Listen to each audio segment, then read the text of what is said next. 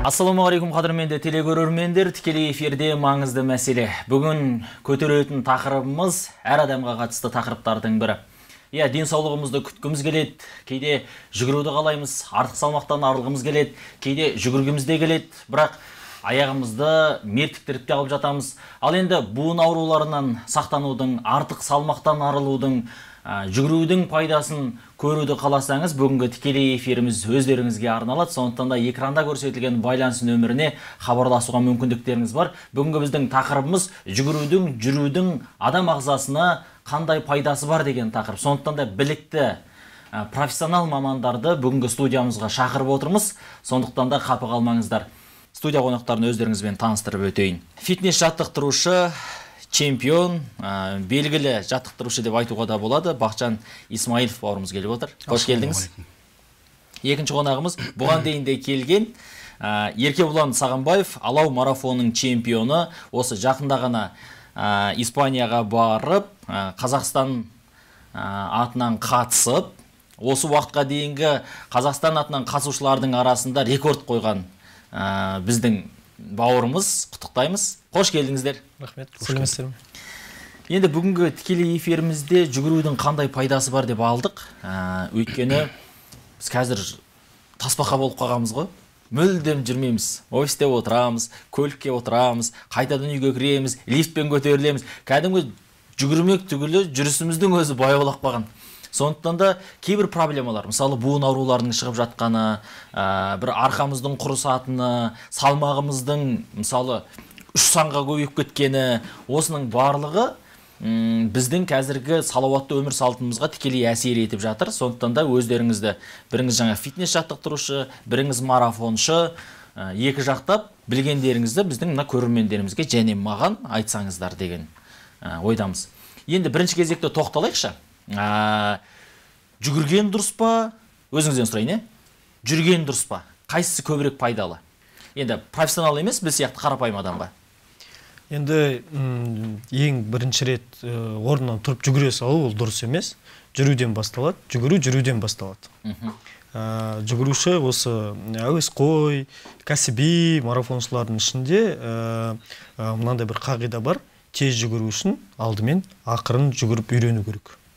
Жүгірудің өзін үйрену керек болса? Жүгірудің өзін үйрену керек, алдымен жүру керек, ұзақ жүру керек, біртіндеп тезірек жүру керек. Содан кейін барып аяқты уже буын еттері дайын болғаннан кейін жүгіруді біртіндеп өсіре берсе болады.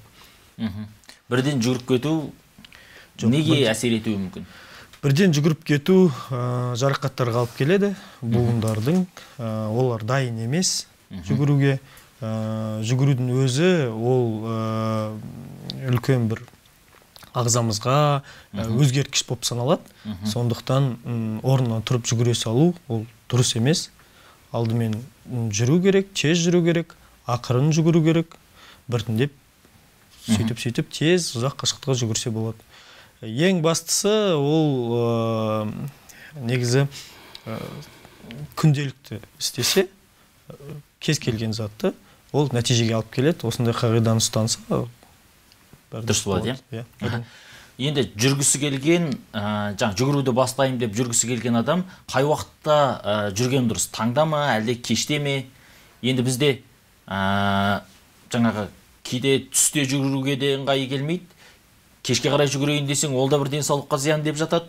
Таңертеңде жүгірейін десең, кейде адамдар ұйқыны қимауы мүмкін, немесе жұмысқа асығуы мүмкін деген сияқты. Бірақ десе де дұрысын айтуымыз керек қой.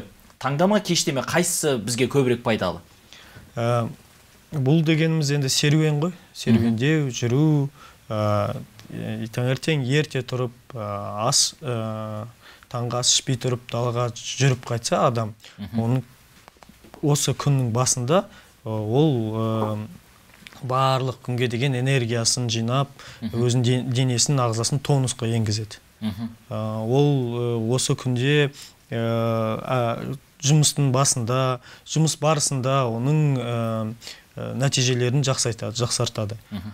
Егерде түскі астан кейін серуендесе, ас қорыту процестерін жақсартады, адам ағзасына өзінің жақсы әсерін тигізеді. Кейбіреулері кешке қарай кешке ас ішіп, содан кейін жатардың алдында серуендеуге шығып жатады. Ол дегеніміз жақсы. Далада серуендеу, ол ауаның иондары көп, жақсы ұйқыға әсер етеді. Бәрекелді. Енді жаңағы жаттығу залына келетін көпшілік адам кейде өз бетінше жаттығуды бастап кетеді ғой. Жаттығу өзі кардиодан басталады, жүгіруден басталады деп, кейде өзімізде жаттығу залына барамыз да жүгіруден бастаймыз. Осы қайсысы дұрыс? Жүгірген кезде қанша минут жүгіруге кеңес бересіздер, қалай жаттықтырасыздар? Жүгірудің өзі жаттығудың бір бастамасы деп саналады ғой. Дұрыс айтасыз, иә. Залға келген адам бірінші, жаңадан бірінші кеп тұрған адамға біз сразу нагрузка бере алмаймыз.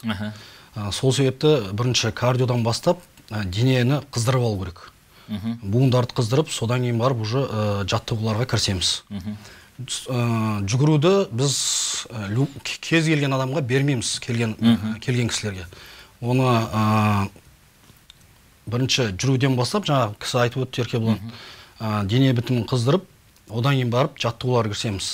Жаттығудың өзін келген адамды қалай десем болады? Круговой дейді ғой, былайша айтқанда, орысша тілмен айтқан кезде. Бірінші әр мышцасына екі упражнение беріп, қыздырып, адамның бастапқы физикасын көреміз, қаншалықты бұлшық еттердің күштілігін соған қараймыз. Бірінші келген кісіні демде беговойға қоймай, мысалы, жүру аппаратына. Бірінші денсаулық жағдайын сұраймыз оның. Ішкі органдары қалай, буындар ауыра ма, бір кісілерде варикоз болады, бір кісілерде буын аурулар болады. Соған қарай береміз барлық нагрузканы. Сол. Кейбір кісілерде, мысалы, нагрузка беруге жарамайды, мысалы, аяғына, мысалы, или немесе беліне, соған қарай изолирован дейді, былайша айтқан кезде. Белге немесе басқа буын еттеріне нагрузка түсіріп алмай, дұрыс бағытта жұмыс етеміз, соған қарай жаттығу береміз. Бәрекелді. Көпшілік адам енді осы жүгіруді салмақ тастау үшін көбінесе жүгіріп жатады. Салмақ тастаймын, жүгірсең салмақ тастайсың деген өзі ақыл айтатын адам көбейіп кетеді. Ой, жүгірген деген салмақ тастауға керемет екен деген сияқты. Енді ауыр салмақтағы адамдар жүгіруден бастаса, жаңағыдай бір зақым келіп қалмайтындай, қалай сатылап өту керек? Жаңа айтып өткендей, бірінші тек қана жүреміз.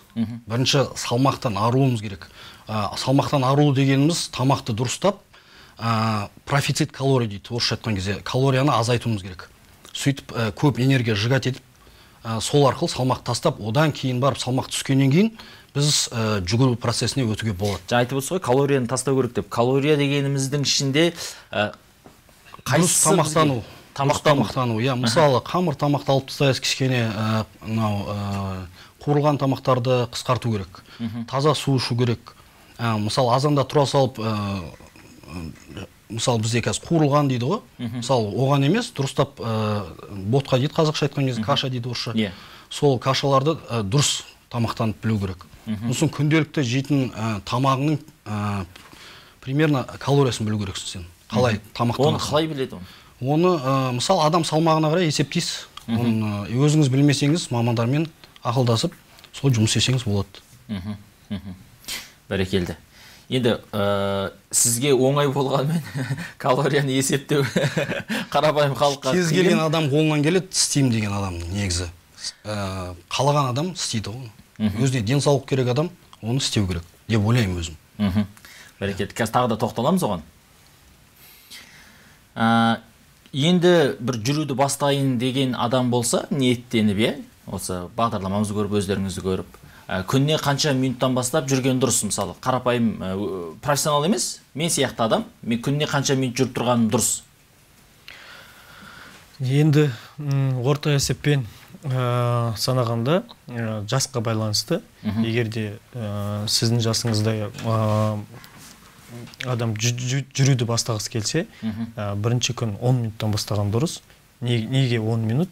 Себебі 10 минутта ағза, адам буындары ол қызу процесін өтеді.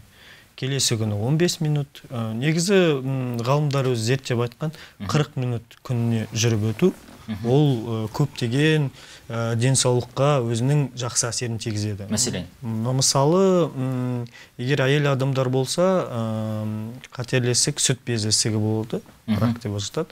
Соны 9-10%-ға төмендетеді. Егер еркектер болса, оларда енді қант диабеті ауруын алдын ала профилактика ретінде осы жүру, 40 минут жүру күніне ол өте жақсы әсерін тигізеді. Салмақ тастауға көмектеседі. Тек қана жүгірмей-ақ сол 40-50 сағат күніне жүріп отырып, адам, кез келген адам, ол өзінің бұлшық етін денес скелеті дейді ғой, соны қалпына келтіріп, және қант диабеті, калорияның өсіп кетуі деген сияқты жағымсыз проблемалардан арылса болады. Бәрекелді. Жүрудің өзі, жүгірмейден тұрып. Күніне 40 минут жүріп, тамақтанып болғаннан кейін ақырен саябақты аралап шықса болады екен, Одан кейін қазір мынандайды байқап жүрмін. Мен мына Алматы арена жақта тұрам. Соның арт жағында бір аллеялар бар.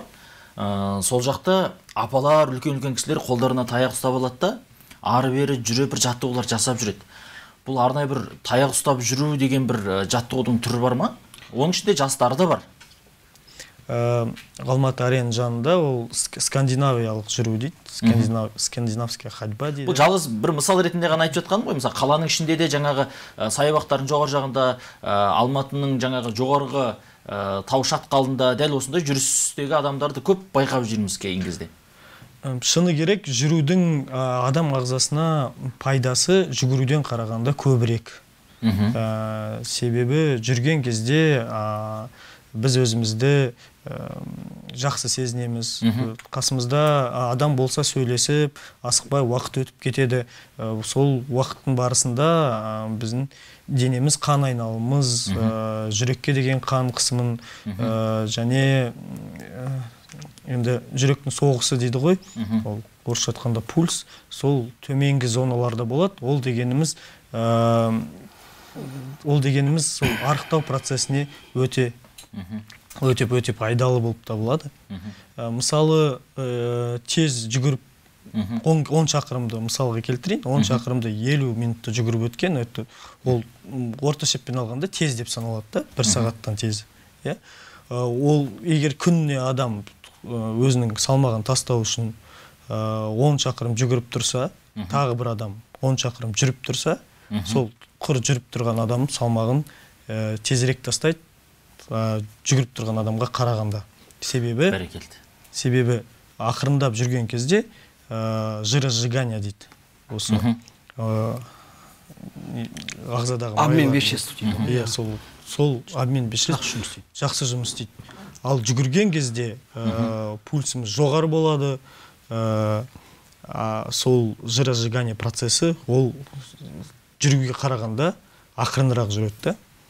Адамда белгілі бір температура болады, сол уақытта ғана адам жақсы тастайды да, жүрген кезде. Жүгіргенде одан жоғары. Қазір осыған тереңдер тоқталамыз. Бізге хабарласып жатқан көрерменіміз бар екен, сұрағын тыңдап алайық. Қайырлы кеш, сіз тыңдап отырмыз. Қандай сұрағыңыз бар? Жігіттер, мынау ертеңгіде мен 6-да 5-те тұрып, 6-да тұрып, мынау ертеңгі мен өзім жасым 72-де. Алло. Тыңдап отырмыз аға. Сұрағыңызды жалғастыра беріңіз. Содан ертеңгі мен 1 сағат 30 минутте 5-6 километр жүріп келемін. Жүгірмеймін. Сонда кейде 11-12 километр жүремін. Бірақ жүгірмеймін. Сол денсаулыққа зиян емес па, пайда ма? Калориямды телефонмен неғанда кәдімгі не кетеді.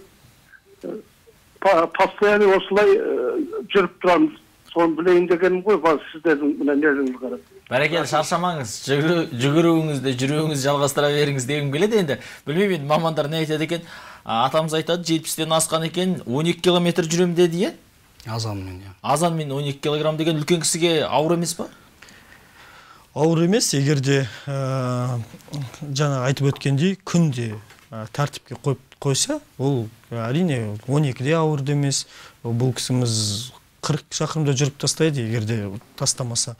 Бірақ әр жүру процесін аяқтағаннан кейін өзіміздің ағзамыз қандай жағдайда екенін бақылап тұруымыз керек. Егерде сырқат, кейбір жерде тіземіз ауырып тұрса, буындарымыз сырқап тұрса, ол бізге ең алғашқы сигнал болып табылады. Оны тыңдау керек. Мамандарға көрсету керек. Ал егерде жүріп біткеннен кейін өзімізді өте жақсы сезініп тұрсақ, келесі күнге ойланбай-ақ шыға берсе де болады. Ол дегеніміз пайдалы. Бәрекелді. Жаңа өзіңіз сөзіңізді бөліп жібердім ғой. Көрерменіміздің сұрағына байланысты соны аяқтап жіберіңізші ойыңызды. Адамда жүрген кезде, жүгірген кезде белгілі бір температура болады. Мысалы, жүгірген кезде, пульс жоғары ұрады, жүрген кезде средний ұрады.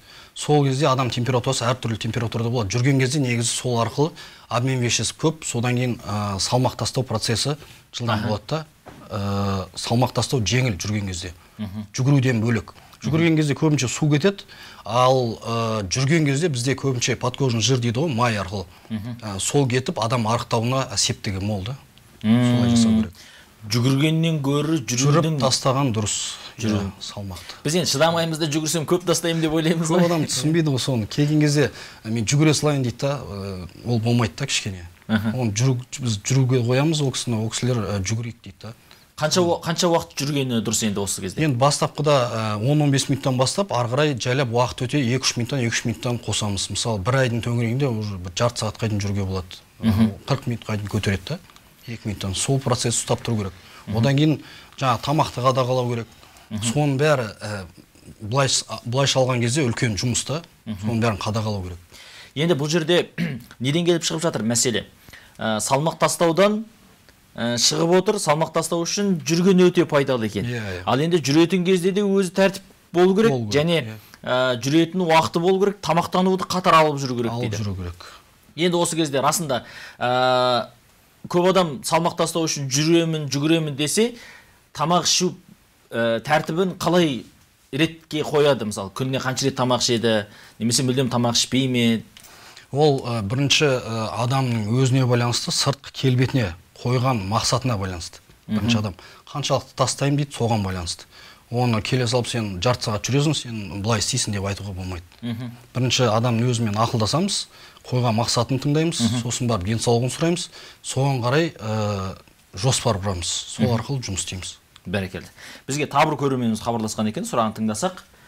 Қайырлы кеш, сіз тыңдап отырмыз, қандай сұрағыңыз бар? Менің тіземде жаңадан басталған артроз бар, 2-ші стадия. Өзім үйде беговая дорожкада жүремін. Енді сол жаңағы тіземе зиян емес па? Кейде ауам қырап қалады. Соны тоқтатуым керек па, жоқ жалғастыра берсем бола ма? Сізде қандай сатыда деп көрсеткен еді дәрігерлер? Артроз. Жақсы, түсінікті. Енді бұл кісінің аяғында артрозы бар екен, осындай жағдайда үйінде жаңағы жүретін өзінің арнайы құралы бар екен. Зиян емес па, кейде ауырып кетеді дейді. Не айтасыздар? Енді артроз ол қалай пайда болды? Содан бастап ойлану керек. Егерде қатты бір зақымнан пайда болса, оны бақылап тұру керек. Әрине, жүру артрозды емдеу немесе профилактикасын жасауға әрине ол дұрыс. Бұл жерде енді өзіміздің жағдайымызға қараймыз. Егерде жақсы сезініп тұрсақ, жүреміз, маманға көрсетеміз, массаж жасаймыз.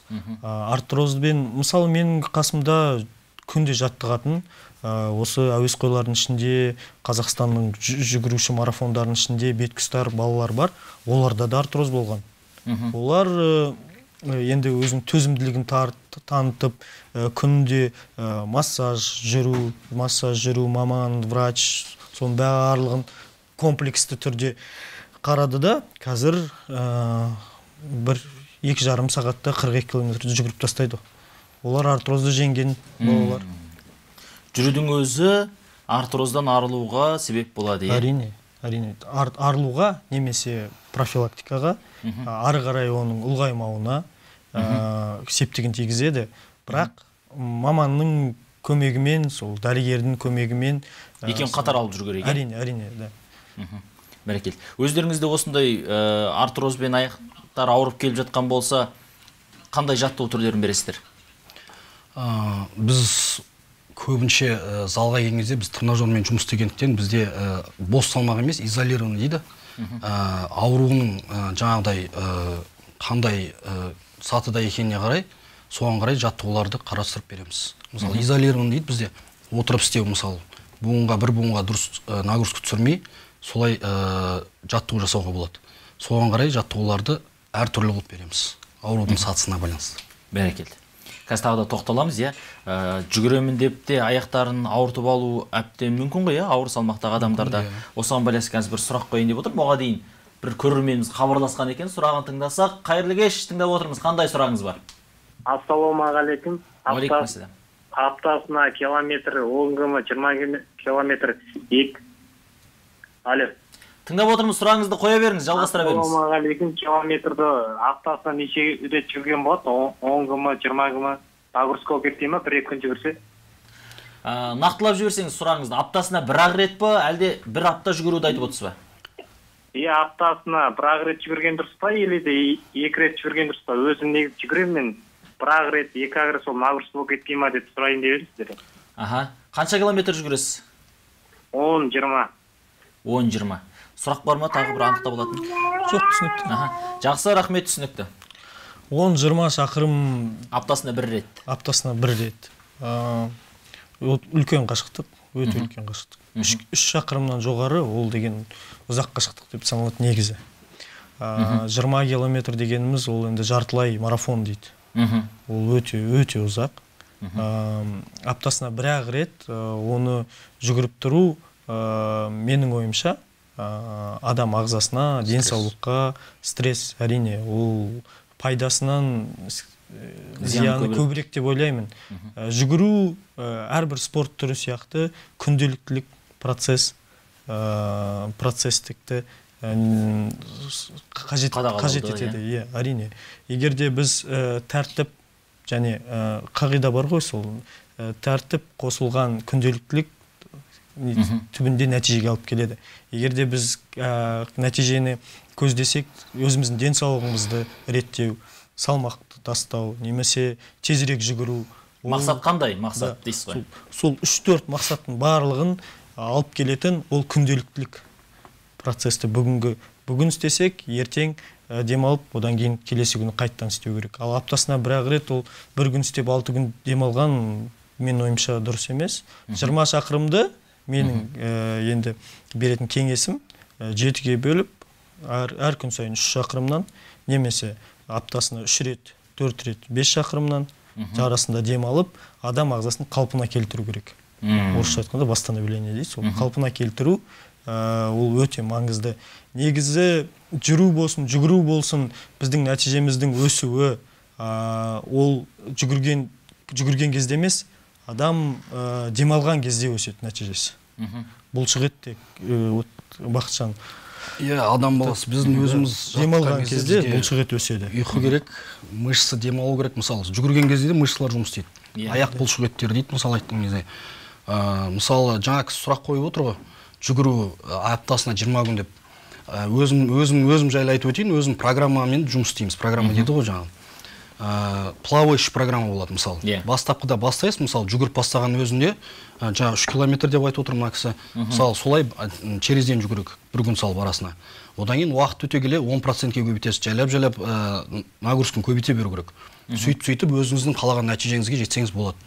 Ол программаны мысалы бір рет мысалы 3 километр жүрме, ертесіне 2, сосын жайлап 3,5, сөйтіп жайлап қалыптастыру керек, организмді үйрету керек. Ол айтпақшы, буындарыңыз бар, ішкі организміңіз бар, жүрегіңіз бар, миыңыз бар, өзіңіз бұлшық етіңіз бар, бәрін бастан етпесеңіз ешқандай нәтиже болмайды. Сіз оны қайта оны қиындыққа сала берсеңіз, нагрузка, мысалы организм истощение дейді ғой, артқа қарай жұмыс істейді организм. Сол себептен оны демалдыру керек. Сол кезде ғана үлкен нәтижеге жетесіз. Бәрекелді. Әр нәрседе өзі тәртіп болу керек дейсіздер ғой. Тәртіпсіз бар біздің ойлағанымыз бола бермейді. Ол алдым жүгіре салдым деген сөз емес, ол тамақты оның алдында қалай тамақтану керек, жүгірудің алдында су қанша ішу керек, судың да қалпын тексеріп отыру керек организмдегі. Әр адамға байланысты индивидуалды жаңағы бір реттілік қою керек екен ғой. Иә, әрине. Бізге хабарласып жатқан тағы бір көрерменіміз бар екен, сұрағын тыңдап алайықшы. Қайырлы кеш, тыңдап отырмыз. Қандай сұрағыңыз бар? Артық салмақ тастау үшін қай уақыттарда жүгірген дұрыс, және қанша уақытта аптасына неше рет, қанша километр, содан кейін мына ораза кезінде қалай жүгірген дұрыс, соны айтып жіберсеңіздер. Бастапқыда көп тастау болмайды, сұраққа сразу жауап бере берейін. Бір айда негізі адам салмағы 5-6-7 килограмм тастау керек. Одан артық болса, ішкі органдарға, иммун система дейді, ми, ішкі органдар, жүрек бәріне нагрузка болады ол. Сол. Одан кейін салмақ тастау. Бір айда 7 килограммдан артық тастауға болмайды.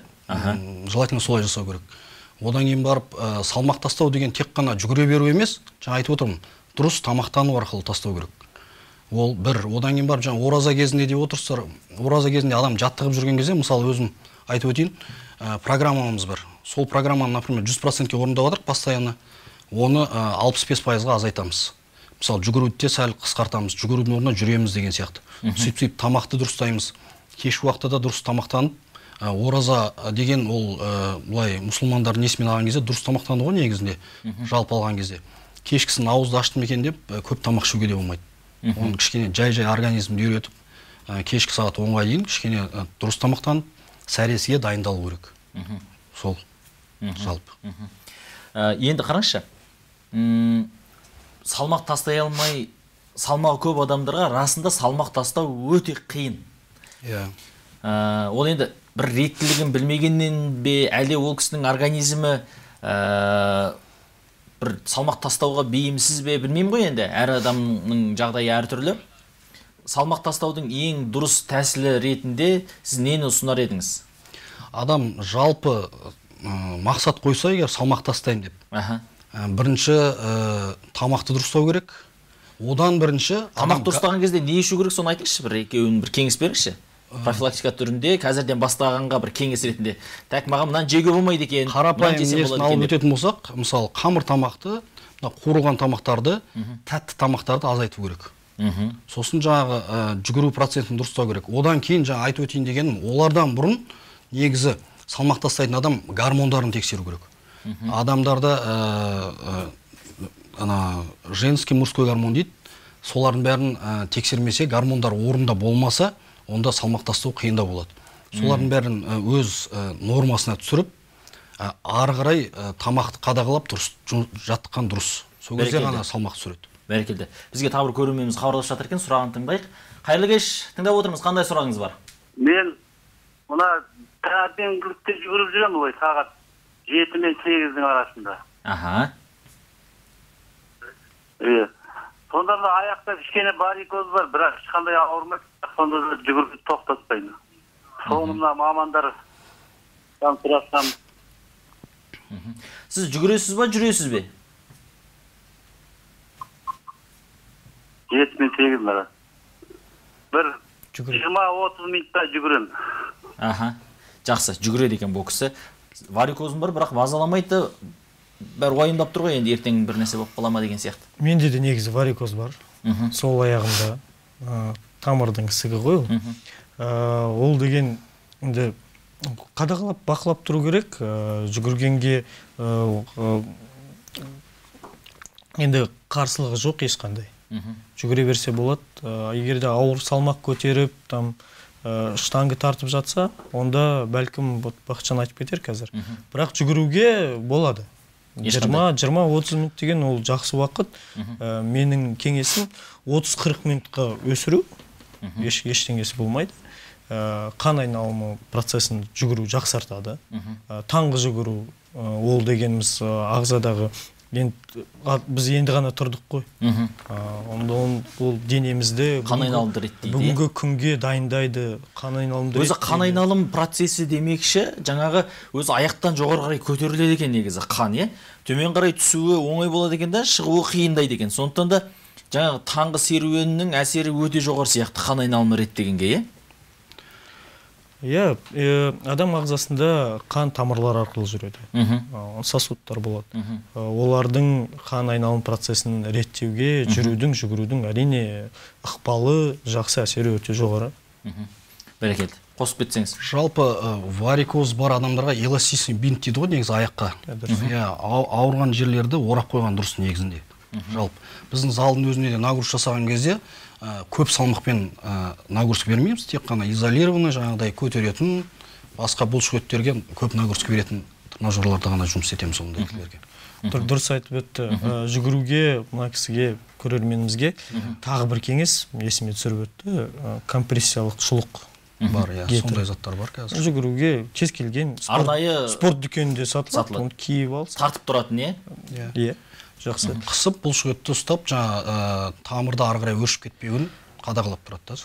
Әлемнің ең тез жүгіретін рекордсмен, африкалық жүгіруші чемпиондар самолетпен ұшқан кезде жарысқа бару үшін сол компрессиялық шұлықты аяғына киіп самолетте отырады. Себебі біз ұшқан кезде қан айналым процесі ол мүлдем басқаша болады.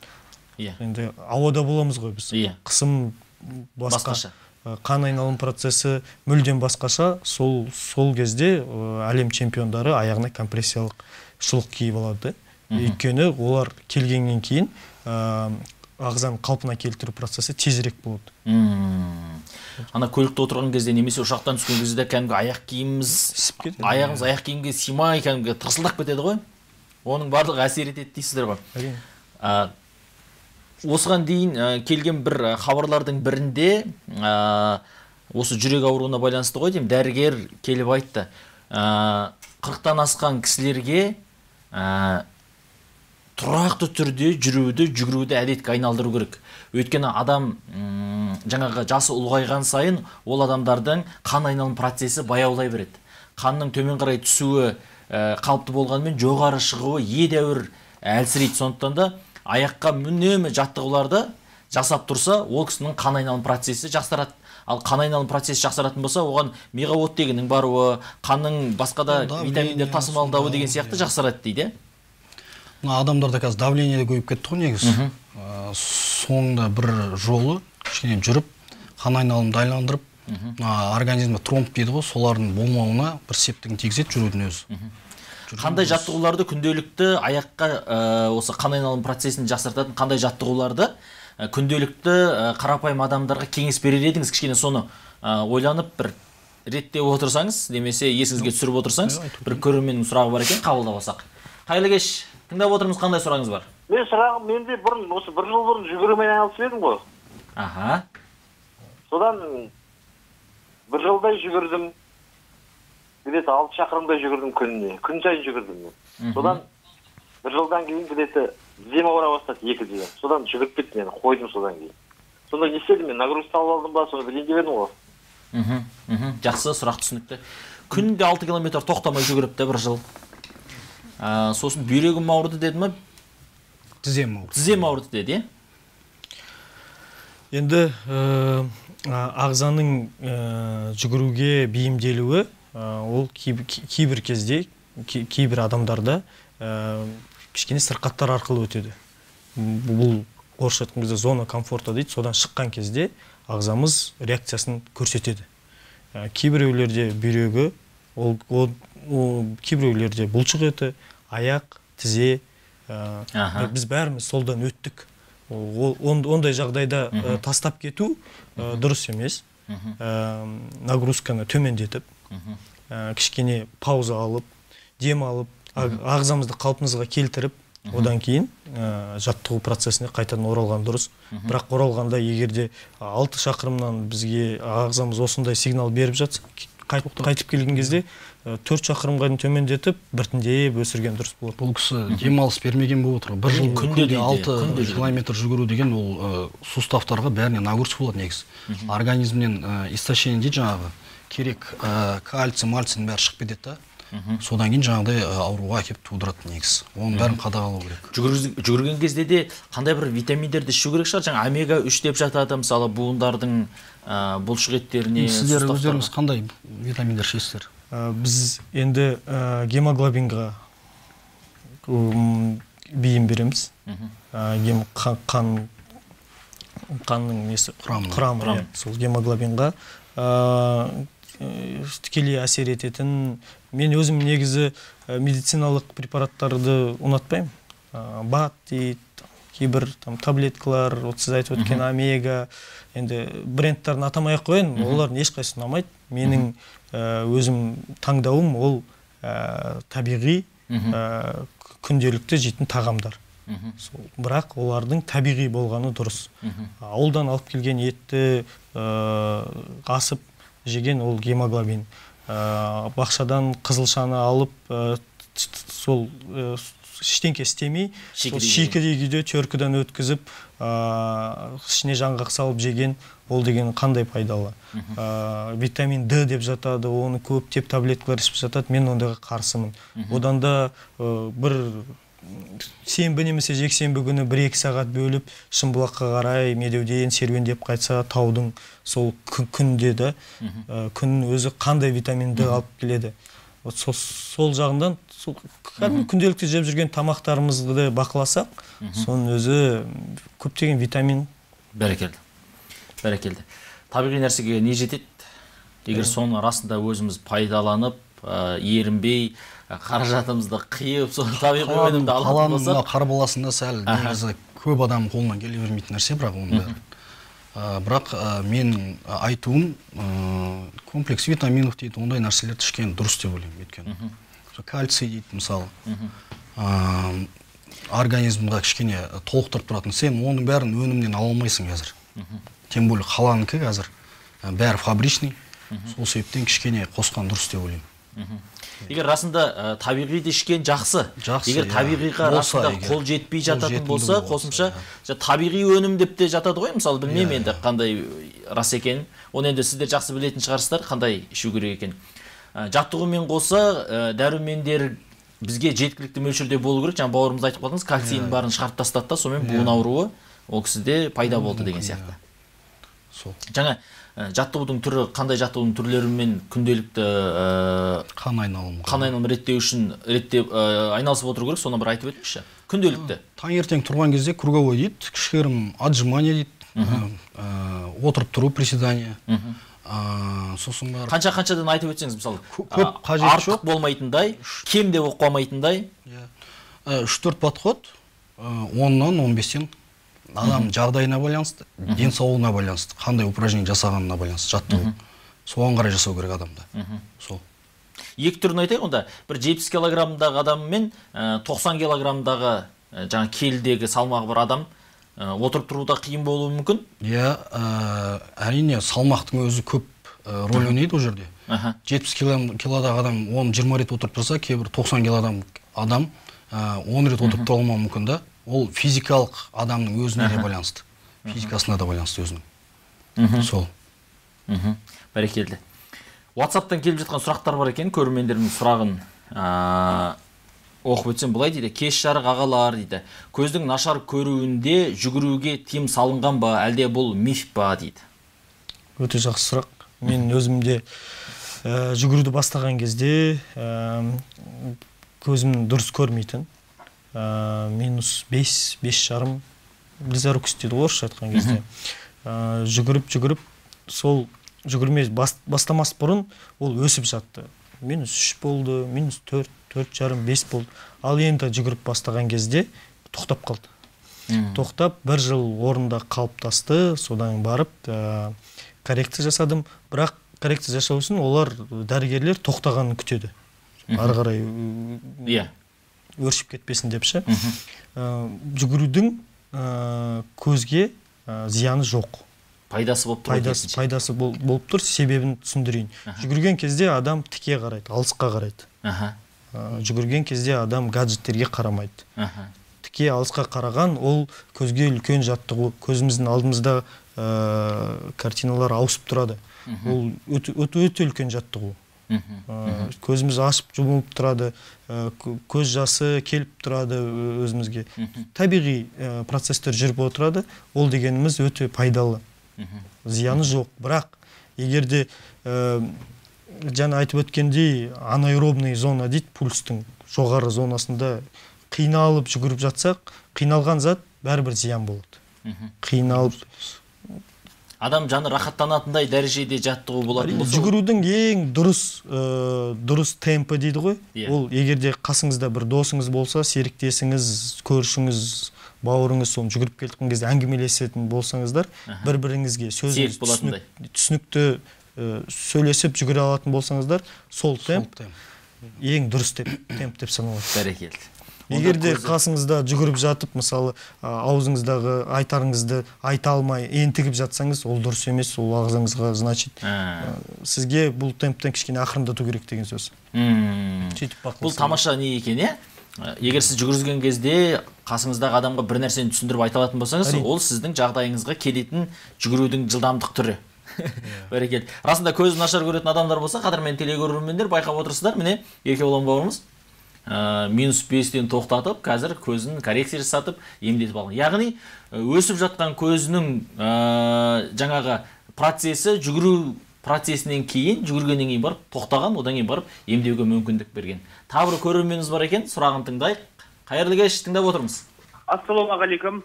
Уағалейкум ассалам. Жасым 53-те, салмағым 82 килограмм. Аптасына неше рет кросс жүгіргенім дұрыс, және бір жүгіргенде қанша шақырым жүгірген дұрыс деп санайсыз? Денсаулығыма кері әсер етпес үшін. Бәрекелді. Ал енді жауап беріңіздер. Енді мен жауап берейін. Бақытжан, егерде қосып жіберер. Мысалы, салмақ тастау үшін бізде жүгірген кезде де, жарысқа дайындалған кезде де, біз сол 2 ай қалған кезде өзімізді қалпымызға келтіреміз. Мысалы, 60 килограммда мен жүгіріп дайындалып жүремді, ал жарысқа бір 2 ай қалған кезде 2,5 килограммнан әр ай сайын салмағымды тастап, 55 килограммда жарыстық салмақ дейді ғой, сонымен шығамын. Бұған ағзамызға зиян келтірмей қалай біз тастасақ болады? Жүгірушілерде, мысалы, тамақ ішпестен бұрын, енді толған асқазанға жүгіру ол болмайды. Бірақ аш қарынға жүгірген ол да болмайды. Біз тамақ ішкеннен кейін 1-2 сағаттан кейін жүгіруге шығып, жоқ дегенде 40 минут. Қасымызда, егерде досымыз, серіктесіміз болса, ол өте жақсы. Қазақтар айтады ғой, жалғыз жар жолда қалар. Қасымызда досымызбен бірге жүгіріп, сөйлесіп, бірге нетсек, мысалы 40 минуттан жоғары, онда бағана айтып өткендей, май өртеу процестері жақсы өтеді. Бәрекелді. WhatsApp сұрақтарына тағы бір оралсақ, мынандай сұрақтар бар екен. Табиғатта жүгірген пайдалы ма, әлде беговая дорожка дұрысырақ па дейді? Мен жауап берейін. Негізі табиғатта жүгірген әрине дұрыс. Жалпы ол жасанды нәрсе емес, негізі. Беговойды жүгірген кезде сіз өз орныңызда тұрып жүгіресіз, бір орында. Жалпы сыртта, болмаса далада жүгіретін болсаңыз, сіз өзіңіз не нертсаңыз да өз салмағыңызды алып жүгіресіз ары қарай. Сол біріншіден, екіншіден ауа, таза ауада жүгіресіз. Үшіншіден, о жерде қарсыластық дейді, мысалы, тауға қарай жүгірсеңіз болады, желге қарай, мысалы, жүгірген кезде жел болады. Соның бәрі негізі әсер етеді адамға да. Сол сыртта жүгірген әрине дұрыс, табиғи, ауамен демалу. Бәрекелді. Былай дейді. Сәлеметсіздер ме, мен ұзақ жүгіре алмаймын, ішімнен төмен жағым қатты ауырып кетеді дейді. Бала кезімде солай болатын, қай жерім ауырады, соны түсінбеймін. Или дейді. Әлде солай ұзақ жүгіре бастасам ауыра бастайды, ішімнен төмен қарай ауырады, не істеймін? Алматы қаласынан келген сұрақ. Бұл енді көп енді бастап жүгіретін адамдарда болатын процесс. Олар бұл дегеніміз ағзамыздың сигналы, алған темпіміз, жүгірген бағытымыз, ол бізге қиын. Сондықтан бізге өзіміздің организміміз сигнал береді. Ауру, кез келген дискомфорт, ол бізге айтатын ағзамыздың сигналы. Егерде ішіміз кішкене ауырып жатса, темпімізді ақырындатып, бәсеңдеп, ары қарай 200-300 метрден кейін ол ауру қою керек. оны жалғастыра беру керек. Яғни сондай ауырып кетіп жатса, темпті ақырындатып, біраз жүріп. Мектеп кезінде де жүгіргенде сондай болушы еді ғой бізде. Мына жерімізді ұстап алады деп қойды. Сәл жүгіресің, кейін барып бастап. Бізде де болады. Кәсіби мысалы марафоншылардың өзі бір-бірімен жарысамыз деп ілесіп чемпиондық болу үшін өзінің темпінен, өзінің дайындық дәрежесінен жоғары асып кетіп жатады да. Олар қайтеді, ол шығып кетпейді, оларда да ауырады. Олар 10-15 жыл дайындалады. Оларда да ауырады. Бәріміз адамбыз бірдей. Оларда да сигнал. Олар кішкене темпін өзінің жүгіру скоростын дейді ғой, оны бәсеңдетеді. Бір 200, 300, 400 метрден кейін қайтадан келеді, қалпына ары қарай жалғастыра береді жүгіру. Жалғастыру керек, тек қана жаңағындай тәсілдерді пайдаланатын болса, нәтиже береді. Бәрекелді. Тағы бір көрерменіміздің сұрағы бар екен, соңғы телефон болсын.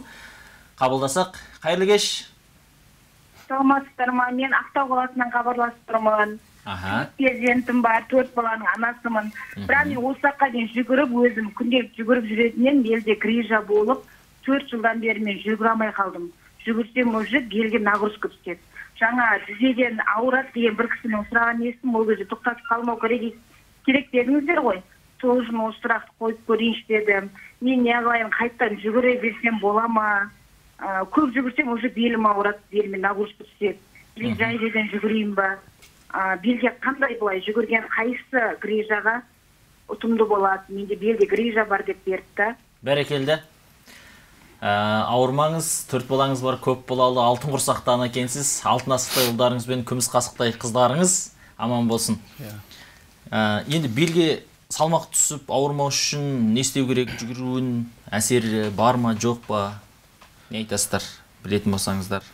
Енді жүгіру сол грижа, протрузия, бізде бапкерлер сондай өзінің диагноздармен келіп жатқан оқушылар немесе енді бастаған жүгірушілер болса, оларға айтары алдымен сол кейбіреуіне жүгіруді олар тоқтат дейді. Кейбіреуіне айтады, сіз көріңіз жаяу жүріп, тауға жүріп, серуендеп, йогамен айналысып, одан кейін қайталап көріңіз деп жатады. Бірақ менің өзі бақылауым бойынша шомылу, жүзу процестерін көбіне кеңес береді, егерде кәсіби бапкерлер тыңдасақ. Жалпы бел омыртқасы ауыратын кісілер бірінші маманға барып белінің қаншалықты процесс қалай болып жатқан соны білу керек. Одан кейін барып, егер ол кісілер рұқсат берсе, белге жасайтын арнайы жаттығулар бар, тренажерда, жаттығу залында. Сол жаттығуларды жасаса болады. Мысалы, бізде гиперэкстензия дейді, одан кейін изолированный, жаңа айтып өттім, белге нагрузка түсірмейді, жоғары жақтан тартады. Мысалы, бел бұлшық етін қатайту керек. Сол кезде ғана жаңағы грыжа бар жерді ауыртпай жазып тастамайды, бірақ ауыртпауына, ары қарай өршуіне жол бермейді. Өзі белдің ауруының басты себебі біздің омыртқамызды ұстап тұратын бұлшықеттердің әлсіздігі ғой, бостығынан, е? Немесе, кім біледі, кейбір адамдар ауыр нәрсе көтеріп қояды. Содан болуы мүмкін. Мысалы, жаңағыдай грыжасы бар адамдарға негізі қатты жүгіруге болмайды. Себеп, адам жүгірген кезде секіріп былай басады. Салмақ түседі ғой. Салмақ түседі. Сол кезде бел омыртқа былай тұрады ғой, ортасында кряш дейді ғой, солға удар болады да. Сол болмау себеп болмау үшін бізге негізі көбінше жүрген дұрыс негізінде. Ақырын жүріп, сөйтіп кішкене темп алсаңыз болады, бірақ жүгірудің қажеті жоқ. Онда белі ауыратын кісілер расында жүгіргісі келсе, дәрігермен ақылдасып, сосын жаңағы белге жасайтын жаттығулармен арқа бұлшық еттерін қатайтып, одан кейін барып әрекет етіп көрсе болады. Бәрекелді. Бізге берген аз уақыт қалды. Қысқа нұсқа жауап берсеңіздер көрермендеріміздің WhatsApp сұрақтарына, е? Жүгірсем жүрегім шаншып ауырады, неге олай дейді, айта аласыздар ма? Өйткені сол темп жоғары деп ойлаймын мен. Оны енді бірінші кардиологпен келісіп, врачтың кеңесін алу керек. Одан кейін барып, ол шешімін қабылдайды. Дұрыс тыныс алмау әсер етуі мүмкін бе? Бәрі әсер етуі мүмкін, иә. Дұрыс тыныс алмау да әсер етуі мүмкін. Жүгірген кезде адам деген ауызбен, мұрынмен кезек демалу керек негізі. Дұрыс емес па, иә? Солай темпті кішкене қалпына келтіріп, сөйтіп барып Иә, дұрыс айтады. Кейбіреулері аузын жауып тек қана мұрынмен деп жатады. Ол дұрыс емес. Аузымен де мұрынмен де. Қалай бізге ыңғайлы? Солай демеу керек. Былай дейді, аш қарында жүгіру қаншалықты дұрыс? Аш қарында жүгіру арқылы нәтижеге жете алады ма екен дейді. Жоқ деп ойлаймын. Аш қарынға жүгіру ол зияны көп. Мысалы, таңда ертерек тұрып алып тамақ ішуге үлгермеуі мүмкін, бірден шығып кетсе мысалы жүгіруге.